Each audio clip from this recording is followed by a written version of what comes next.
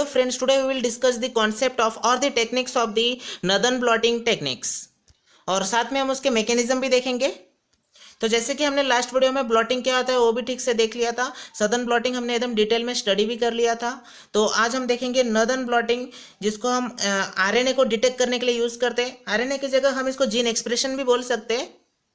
तो इसको मैंने जीन एक्सप्रेशन क्यों ये बोला है नाम, तो सपोज मैंने जैसे डीएनए को मैंने सपोज जीन समझा, ठीक है। तो जीन्स के एक्सप्रेशन होने के बाद कितना अमाउंट ऑफ आरएनए हुआ है, तो उसी को क्या बोला है, जीन एक्सप्रेशन। तो कितना अमाउंट में जीन एक्सप्रेस हुआ है वो हम नॉर्दर्न ब्लॉटिंग के टेक्निक्स को यूज करके हम जीन के एक्सप्रेशन को आइडेंटिफाई कर सकते हैं या फिर एनालाइज कर सकते हैं कि कितना अमाउंट में हुआ है। तो नॉर्दर्न ब्लॉटिंग का फर्स्ट स्टेप कैसा होता है, जैसे एक सेल है, ये एक सेल है। तो फर्स्ट स्टेप क्या है हमारा, ये जो सेल है इस सेल में से हम आरएनए को आइसोलेट कर लेते हैं। तो देखिए आरएनए आइसोलेट करने के बाद क्या करेंगे, हम इस एगारोस जेल इलेक्ट्रोफोरेसिस में डालेंगे। जैसे कि हमें पता है कि एगारोस जेल इलेक्ट्रोफोरेसिस इधर कैथोड और इधर एनोड रहता है, निगेटिव चार्ज रहता है, मतलब जो भी न्यूक्लियोटाइड सीक्वेंस रहता है उसके पास, मतलब डीएनए हो या आरएनए उनके पास निगेटिव चार्ज रहता है। वहाँ से पॉजिटिव की ओर एनोड की ओर मूव ऑन करते हैं। और उसमें ये भी हमें पता है कि जो भी लॉन्ग थ्रेड लाइक स्ट्रक्चर रहता है, ये जो आरएनए सपोज है ये अगर लॉन्ग रहा तो बॉटम में रह जाएगा, और जो शॉर्ट स्टैंड रहेगा, शॉर्ट फ्रैगमेंट रहेगा, वो आगे की ओर मूव ऑन करेगा एनोड की ओर।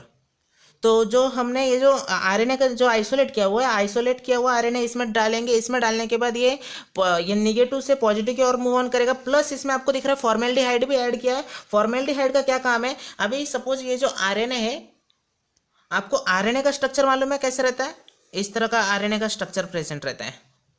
तो देखिए ये 5 प्राइम एंड है और यहाँ पे 3 प्राइम एंड है। तो आरएनए देखिए किस तरह से रहता है, ये एक लूप फॉर्म कर रहा है। देखिए इधर हाइड्रोजन बॉम्ब फॉर्म कर रहा है। जब ये लूप फॉर्म करता है यहाँ पे हाइड्रोजन बॉम्ब एक दूसरे के साथ अटैच हो जाता है। इसीलिए इस आरएनए को सेपरेट करने के लिए यहाँ पे हम क्या यूज करते हैं, फॉर्मेल्डिहाइड का यूज करते हैं, ताकि ये जो आरएनए है ये सिंगल सिंगल लीनियर फ्रैगमेंट तैयार हो जाए। ठीक है, इस तरह से 5 प्राइम टू 3 प्राइम एंड इस तरह से लीनियर फ्रैगमेंट तैयार हो जाए। इसलिए हम किस चीज़ का यूज़ करते हैं, फॉर्माल्डिहाइड का यूज़ करते हैं। अभी हमारा आरएनए भी सेपरेशन हो गया है जेल इलेक्ट्रोफोरेसिस के अंदर। फिर उसके बाद हमारा जो ब्लॉटिंग टेक्निक्स है, जो हम आज बात कर रहे हैं, कौन सा, नॉर्दर्न ब्लॉटिंग टेक्निक्स। तो इस नॉर्दर्न ब्लॉटिंग मतलब आरएनए को करने के लिए, सॉरी, टारगेटेड आरएनए को हमें आइडेंटिफाई करने के लिए हम इसमें कौन सा मेम्ब्रेन का यूज़ करते हैं, नायलॉन मेम्ब्रेन का यूज़ करते हैं। नायलॉन मेम्ब्रेन का यूज़ क्यों करते हैं, क्योंकि ये एक अच्छा रहता है ट्रांसफर करने के लिए, मतलब जो किस चीज़ का ट्रांसफर करें, न्यूक्लिक एसिड का ट्रांसफर करने के लिए आरएनए के लिए ये बहुत अच्छा रहता है, इसलिए इसका यूज़ किया जाता है।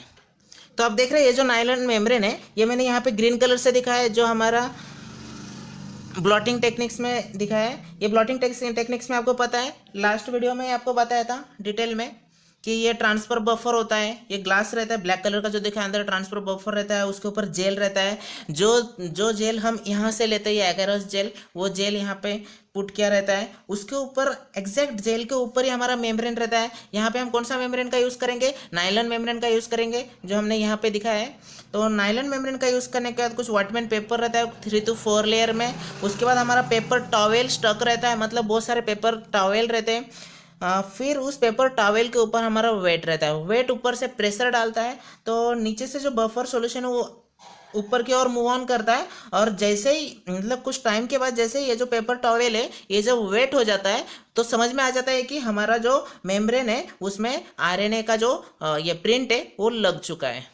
तो उसके बाद ये जो मेम्ब्रेन है, इस मेम्ब्रेन में आरएनए, ये जो आरएनए एग्जैक्ट इसका ही कॉपी यहाँ पे आने के बाद हम उसको एकदम अच्छे से बाउंड हो गया है, उसके लिए हम क्या करते हैं, बाउंड हो जाए उसके लिए हम क्या करते हैं, फिक्स करते हैं यूवी रेज के साथ, या फिर हीट देने के बाद उसको हम फिक्स कर देते हैं, अच्छे से बाउंड कर देते हैं। बाउंड करने के बाद हम उसको प्रोब जेल जो रहता है, प्रोब सॉल्यूशन जो रहता है, उसमें हम उसको डाल देते हैं। प्रोब सॉल्यूशन में ये जो नायलॉन मेम्ब्रेन है इसको डाल देते हैं। और प्रोब सॉल्यूशन क्या रहता है, प्रोब क्या रहता है, तो प्रोब होता है शॉर्ट ऑलिगो न्यूक्लियोटाइड सीक्वेंस। तो सपोज ये हमारा प्रोब है, इसमें कितना सीक्वेंस रहता है, 100 to 150 न्यूक्लियोटाइड सीक्वेंस रहते हैं। ठीक है, तो वो जो प्रोब रहता है वो एक डिटेक्टर मॉलिक्यूल के साथ बाइंड रहता है, जो फ्लोरोसेंस रहता है, वो कलर जो हमें इजीली, जब इसके साथ बाइंड होगा तब हमें इजीली दिखे वो, इसलिए इसको टैग किया रहता है। और उसको रेडियो लेवल से उसको टैग किया रहता है।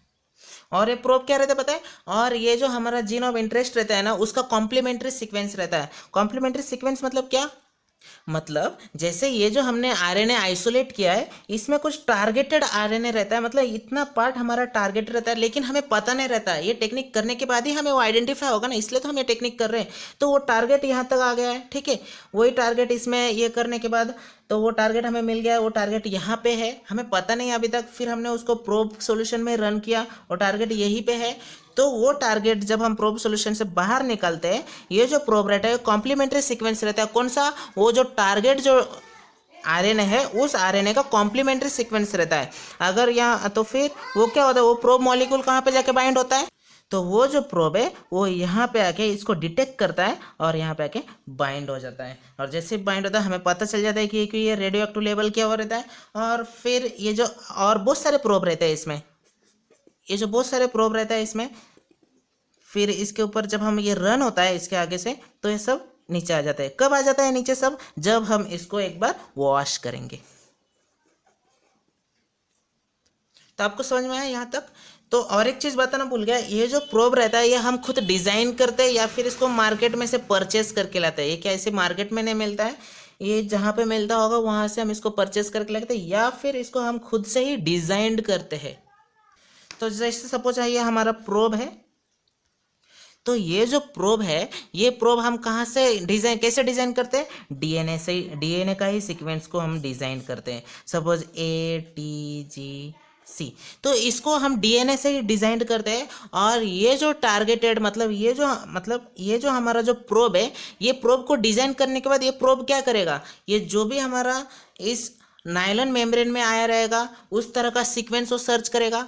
उस तरह का सीक्वेंस अगर इधर उसको मिल जाता है तो वहाँ पे जाके बाइंड हो जाएगा। तो हमें कैसे समझेगा कि यस यही हमारा टारगेटेड आरएनए है, तो उसमें हमने रेडियो एक्टिव लेबल लगा दिया है, उसके वजह से हम आइडेंटिफाई इजीली कर सकते हैं कि ये हमारा टारगेटेड आरएनए है। तो इसमें हमेशा डीएनए का यूज़ क्यों करते हैं, क्योंकि आरएनए और आरएनए का जो इंटरेक्शन है वो अच्छा नहीं होता है। तो इसमें आरएनए और डीएनए का जो इंटरेक्शन है ये ऑलवेज गुड रहता है, इसलिए हम इसका यूज़ करते हैं इसमें। तो the probe with DNA is called as the RNA DNA RNA hybrid. समझ में आया किस तरह से होता है। तो आई होप कि आपको ये वीडियो शॉर्ट में पसंद आया होगा। अगर आपको कुछ क्वेरी होंगे तो कमेंट सेक्शन में आप कमेंट कर सकते हैं। Thank you.